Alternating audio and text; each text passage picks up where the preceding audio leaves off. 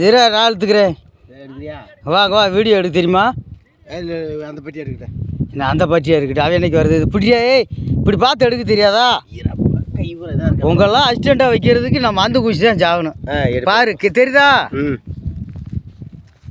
என்ன செய்யறது குருநாதா? 2 பேர் இருக்காங்க. இவங்களை கட்சி மருந்து குடிக்கிறதுல நானே குருநாதா என்ன சரி அப்படி ஆகிருக்கு. என்ன கெண்டை இருக்கா? எஸ் ஆயிடுச்சா? ஆமாம் போயிடுச்சு வேலைப்பா. சொல்ல முடியாது. இருக்குடா கெண்டை இருக்குடா. அப்படியே வீடியோ வாங்கிக்கோடா. பாகுபலி இங்கே கொடுங்க. இந்த ஏடு நான் போடுறேன். அப்படியே இங்கிட்டு வருது.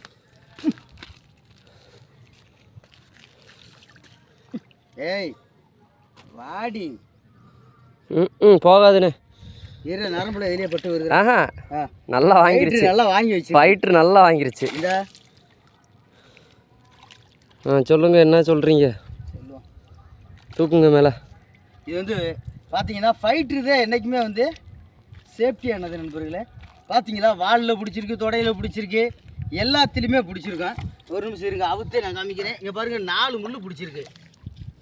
கொஞ்சம் தான் நம்ம கையில் கோர்த்து விட்டுறேன். இந்தா வால்லையும் பிடிச்சிருக்கு. கட்டில் தான் அழகாக உயிரோடு இருக்குது. ஆமாம் பார்த்தாலே ஒரு அழகாக இருக்குது. மீனம்மா கண்கள் ஏனம்மான்ற மாதிரி இருக்குது.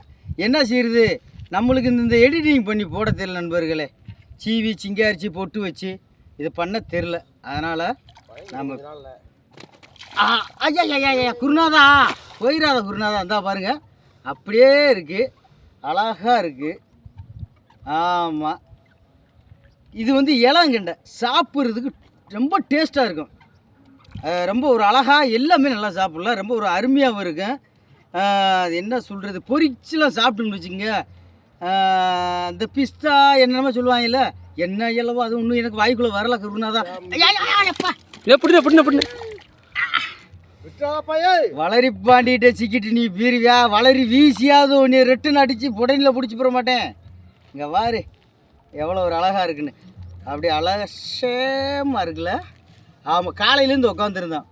மணி 1:15 தான் விழுந்துச்சு. இப்போ சின்ன ஆள் என் தம்பி சின்னவன் கண்டை எடுத்தேன்.